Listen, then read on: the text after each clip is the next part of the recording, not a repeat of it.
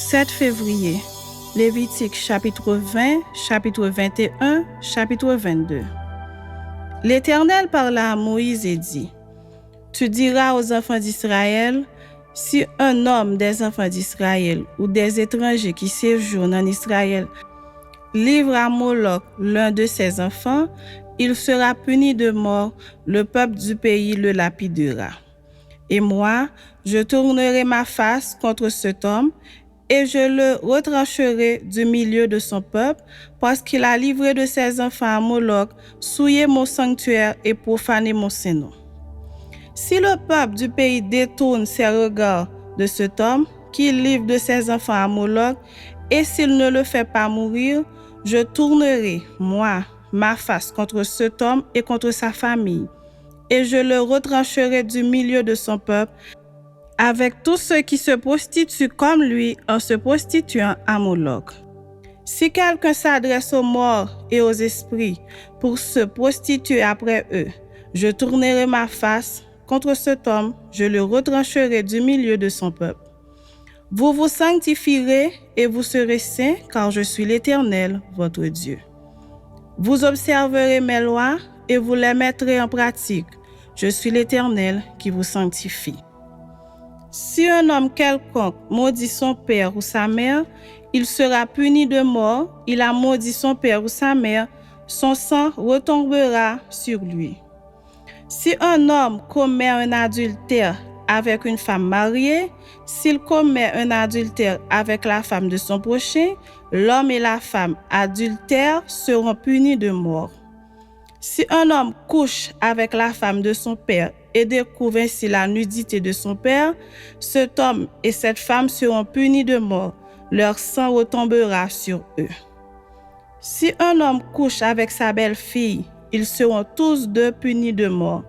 Ils ont fait une confusion. Leur sang retombera sur eux. Si un homme couche avec un homme comme on couche avec une femme, ils ont fait tous deux une chose abominable.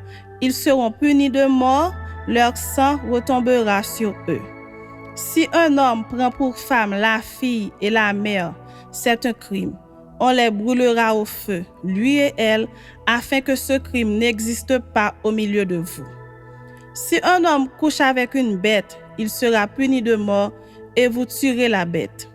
Si une femme s'approche d'une bête pour se prostituer à elle, tu tueras la femme et la bête. Elles seront mises à mort. Leur sang retombera sur elles. Si un homme prend sa sœur, fille de son père ou fille de sa mère, s'il voit sa nudité et qu'elle voit la sienne, c'est une infamie. Ils seront retranchés sous les yeux des enfants de leur peuple. Il a découvert la nudité de sa sœur, il portera la peine de son péché. Si un homme couche avec une femme qui a son indisposition et découvre sa nudité, s'il découvre son flux et qu'elle découvre le flux de son sang, ils seront tous deux retranchés du milieu de leur peuple.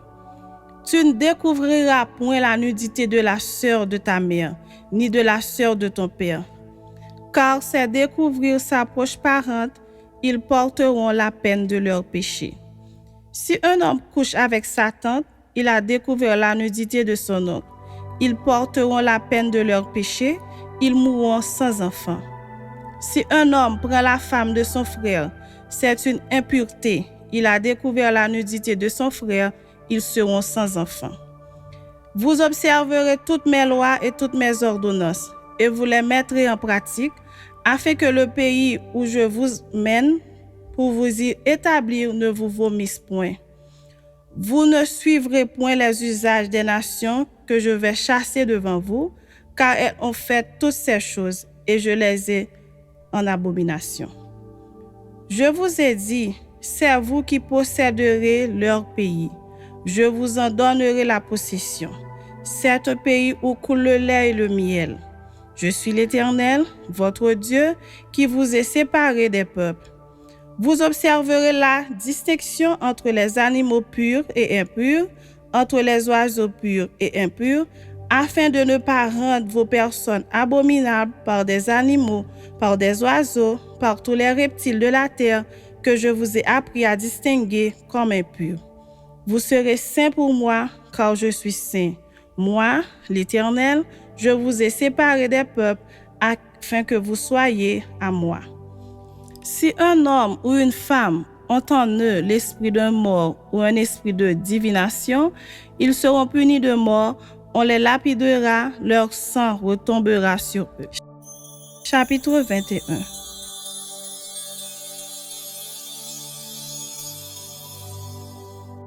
L'Éternel dit à Moïse, parle aux sacrificateurs, fils d'Aaron, et tu leur diras, un sacrificateur ne se rendra point impur parmi son peuple pour un mort, excepté pour ses plus proches parents, pour sa mère, pour son père, pour son fils, pour son frère, et aussi pour sa sœur encore vierge, qui le touche de près lorsqu'elle n'est pas mariée.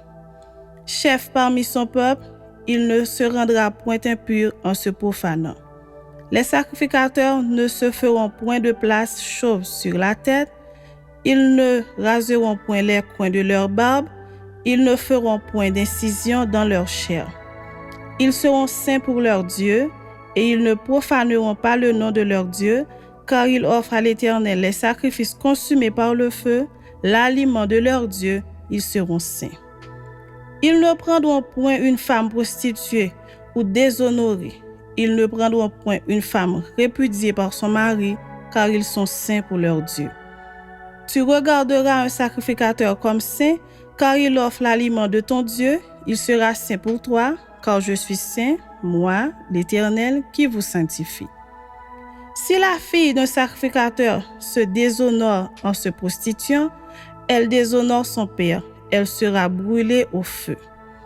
Le sacrificateur qui a la supériorité sur ses frères, sur la tête duquel a été répandue l'huile d'onction et qui a été consacré et revêtu des vêtements sacrés, ne découvrira point sa tête et ne déchirera point ses vêtements. Il n'ira vers aucun mort, il ne se rendra point impur, ni pour son père, ni pour sa mère. Il ne sortira point du sanctuaire et ne profanera point le sanctuaire de son Dieu, car l'huile d'onction de son Dieu est une couronne sur lui. Je suis l'Éternel.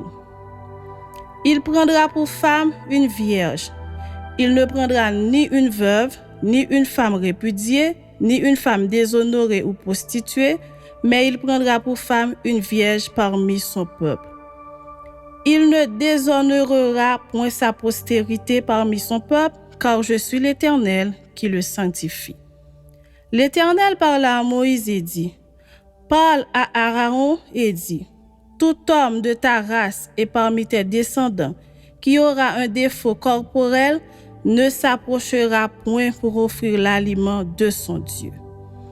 Tout homme qui aura un défaut corporel ne pourra s'approcher, un homme aveugle, boiteux, ayant le nez camus ou un membre allongé, un homme ayant une fracture au pied ou à la main, un homme bossu ou grêle, ayant une tache à l'œil, la gale, une dartre ou les testicules écrasés, tout homme de la race du sacrificateur Aaron qui aura un défaut corporel ne s'approchera point pour offrir à l'Éternel les sacrifices consumés par le feu.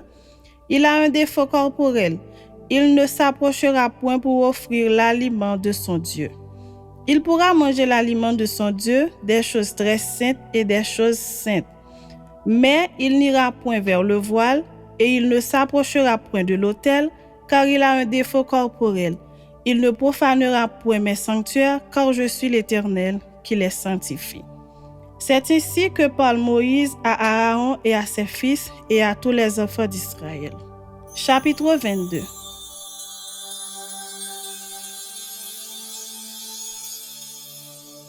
L'Éternel parla à Moïse et dit, parle à Aaron et à ses fils, afin qu'ils s'abstiennent des choses saintes qui me sont consacrées par les enfants d'Israël, et qu'ils ne profanent point mon saint nom, je suis l'Éternel. Dis-leur, tout homme parmi vos descendants et de votre race, qui s'approchera des choses saintes que consacrent à l'Éternel les enfants d'Israël, et qui aura sur lui quelque impureté, cet homme-là sera retranché de devant moi. Je suis l'Éternel. Tout homme de la race d'Aaron qui aura la lèpre ou une gonorrhée, ne mangera point des choses saintes jusqu'à ce qu'il soit pur. Il en sera de même pour celui qui touchera une personne souillée par le contact d'un cadavre, pour celui qui aura une pollution, pour celui qui touchera un reptile et en aura été souillé, ou un homme atteint d'une impureté quelconque et en aura été souillé. Celui qui touchera ces choses sera impur jusqu'au soir. Il ne mangera pas des choses saintes, mais il lavera son corps dans l'eau. Après le coucher du soleil, il sera pur et il mangera ensuite des choses saintes, car c'est sa nourriture.